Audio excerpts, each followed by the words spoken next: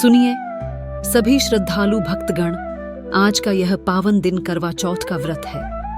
यह व्रत सौभाग्य और दीर्घायु का प्रतीक है, जो आज शुक्ल पक्ष की चतुर्थी तिथि अर्थात कार्तिक मास के शुक्ल पक्ष की चतुर्थी को मनाया जा रहा है। आज की तिथि 10 अक्टूबर सन 2025 शुक्रवार के दिन पड़ रही है। यह व्रत सुहागिन स्त्रियों द्वारा अपने पति की दीर्घायु और सुख समृद्धि के लिए रखा जाता है। इस व्रत की महिमा अपरंपार है और इसकी कथा श्रद्धा से सुनने मात्र से सभी मनोकामनाएं पूर्ण होती हैं। पहले इस व्रत की विधि के बारे में विस्तार से बताया जाता है। करवा चौथ का व्रत निराहार और निर्जल रखा जाता है। प्रातःकाल ब्रह्म मुहूर्त में उठकर स्नान आदि से निवृत्त होकर साफ सुथरे वस्त्र धारण करने चाहिए। इसके पश्चात संकल्प लेना चाहिए कि मैं अपने पति की दीर्घायु और सुख समृद्धि के लिए करवा चौथ का व्रत रख रही हूँ। हे भगवान, आप मेरे इस व्रत को सफल बनाएं। दिन भर व्रत रखकर शाम के समय पूजन की तैयारी करनी चाहिए। पूजन के लिए एक चौकी पर लाल या पीला कपड़ा बिछाकर श्री गणेश जी, शिव जी, पार्वती जी, कार्तिकेय जी और चंद्रमा की प्रतिमा या चित्र स्थापित करें। एक करवा जो मिट्टी का बना हो, उसमें जल भरकर उस पर स्वास्तिक का चिन्ह बनाकर उसमें थोड़ा सिंदूर और चावल डालकर रखें। इस करवे को दीपक जलाकर उसके सामने रख दें। शाम को चंद्रोदय के बाद चंद्रमा को अर्घ्य देकर पति के हाथ से जल अर्पित करवाकर ही व्रत खोलना चाहिए। व्रत खोलने से पहले चंद्रमा को देखकर एक छलनी के माध्यम से अपने पति का मुख देखना शुभ माना जाता है। इसके बाद पति के हाथ से जल ग्रहण करके और प्रसाद लेकर व्रत का पारण किया जाता है। व्रत के दिन सात्विक आहार लेना चाहिए अर्थात फलाहार करना चाहिए, लेकिन व्रत के दिन अन्न ग्रहण नहीं करना चाहिए। व्रत के दिन नमक का सेवन भी वर्जित माना गया है।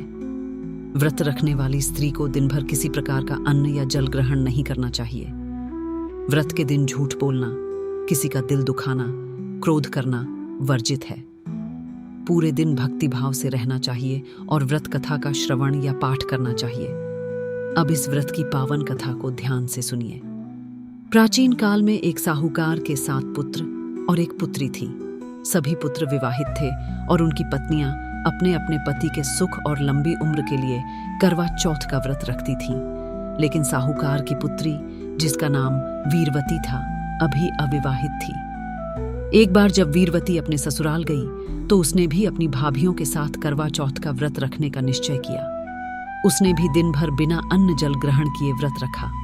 शाम होते होते वीरवती प्यास और भूख से व्याकुल होने लगी। उसके भाई उसकी यह दशा देखकर बहुत दुखी हुए। उन्होंने उसे व्रत तोड़ने के लिए कहा, लेकिन वीरवती ने मना कर दिया। तब एक भाई ने एक उपाय सोचा। उसने पास के एक पेड़ पर एक दीपक जलाया और एक छलनी के पीछे से उसकी रोशनी को चंद्रमा की तरह दिखाया। उसने वीरवती से कहा कि देखो, चंद्रमा निकल आया है, अब तुम व्रत खोल सकती हो।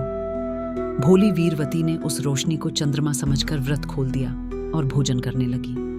जैसे ही उसने पहला निवाला खाया, उसके पति की मृत्यु का समाचार आया। यह सुनकर वीरवती अत्यंत दुखी हुई और रोने लगी। अपने पति के शव के साथ वीरवती वन में चली गई और विलाप करने लगी।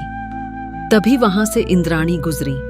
उन्होंने वीरवती की कहानी सुनी और उसे समझाया कि तुमने झूठे चंद्रमा को देखकर व्रत खोल दिया, इसी कारण यह दुर्घटना हुई है। इंद्राणी ने उसे करवा चौथ की सच्ची विधि और कथा बताई और उसे फिर से व्रत रखने की सलाह दी। वीरवती ने पूरे विधि विधान से फिर से करवा चौथ का व्रत रखा। उसकी श्रद्धा और भक्ति से प्रसन्न होकर देवताओं ने उसके पति को जीवित कर दिया। तभी से यह मान्यता है कि श्रद्धा और विधि पूर्वक करवा चौथ का व्रत रखने से पति की आयु लंबी होती है और सुख समृद्धि आती है। एक अन्य कथा प्रचलित है जो सावित्री और सत्यवान से संबंधित है। सावित्री ने अपने पति सत्यवान के प्राणों को यमराज से वापस लेकर आई थी। कहा जाता है कि सावित्री ने भी करवा चौथ के व्रत का पालन किया था और इसी के प्रभाव से वह यमराज को मनाने में सफल हुई थी। इसलिए इस व्रत को स्त्री की शक्ति और समर्पण का प्रतीक माना जाता है।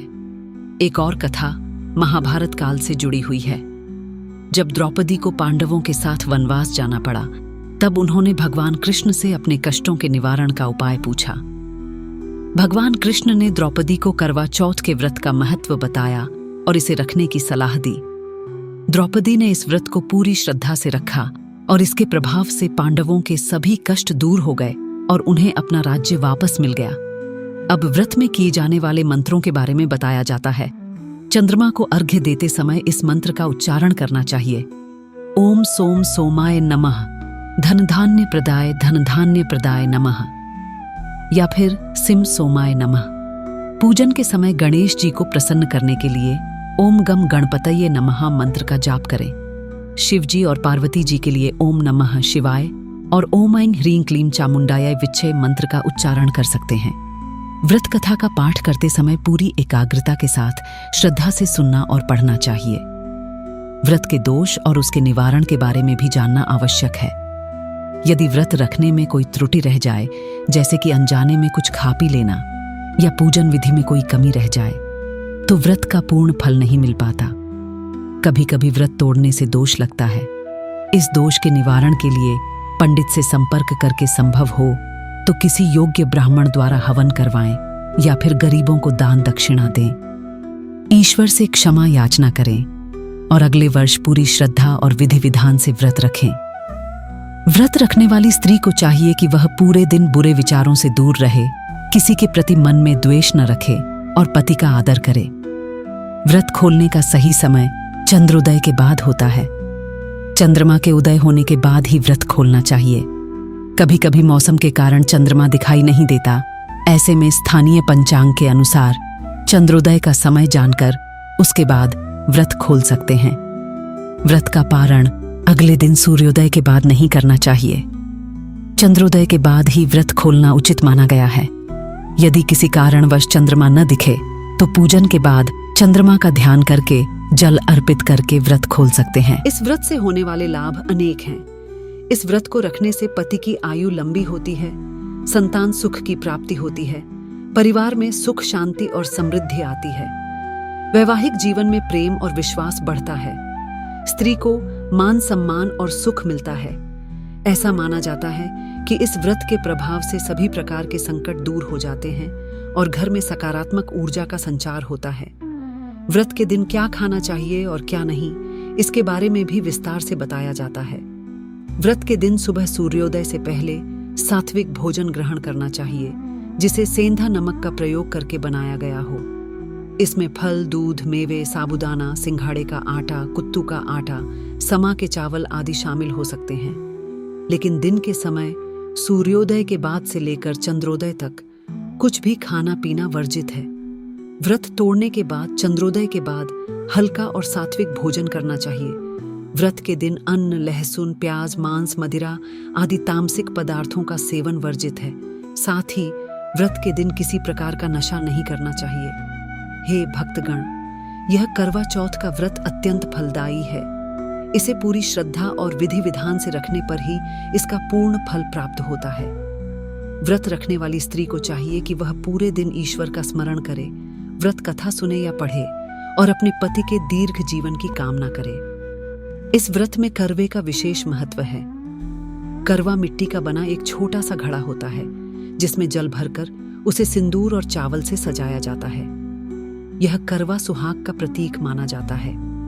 व्रत के अंत में इस करवे को किसी सुहागन स्त्री को दान करना चाहिए। इससे व्रत का फल और भी बढ़ जाता है। अब एक और पौराणिक कथा के बारे में बताया जाता है। एक बार की बात है, एक राजा और रानी थे। उनके कोई संतान नहीं थी। संतान प्राप्ति के लिए उन्होंने कई उपाय किए। एक दिन एक संत ने उन्हें करवा चौथ का व्रत रखने की सलाह दी। राजा और रानी ने पूरी श्रद्धा से यह व्रत रखा। कुछ समय बाद रानी ने एक सुंदर पुत्र को जन्म दिया। जब वह बड़ा हुआ तो उसका विवाह एक सुंदर कन्या से हुआ। लेकिन एक बार जब बहू अपने मायके गई तो उसने वहां करवा चौथ का व्रत रखा। शाम को उसने चंद्रमा को देखकर व्रत खोला, लेकिन जैसे ही उसने भोजन किया उसके पति की तबीयत बिगड़ने लगी। ये समाचार सुनकर वह तुरंत ससुराल लौटी। रास्ते में उसे एक वृद्ध महिला मिली जो वास्तव में एक देवी थी। उन्होंने बहू को बताया कि तुमने व्रत विधि पूरी नहीं की, इसीलिए यह समस्या आई है। उन्होंने बहू को फिर से व्रत रखने को कहा। बहू ने पूरे विधान से व्रत रखा और अपने पति के स्वास्थ्य की कामना की। उसकी प्रार्थना स्वीकार हुई और उसका पतिवान क्वान स्वस्थ हो गया। तभी से यह मान्यता है कि करवा चौथ का व्रत विधिपूर्वक रखने से सभी मनोकामनाएं पूरी होती हैं। व्रत के दिन कुछ विशेष बातों का ध्यान रखना चाहिए। व्रत रखने वाली स्त्री को दिन भर किसी प्रकार का श्रृंगार नहीं करना चाहिए, जैसे कि सिंदूर, बिंदी, महावर आदि। व्रत खोलने के बाद ही श्रृंगार करना चाहिए। व्रत के दिन हाथ से सिलाई, कढ़ाई आदि का काम नहीं करना चाहिए।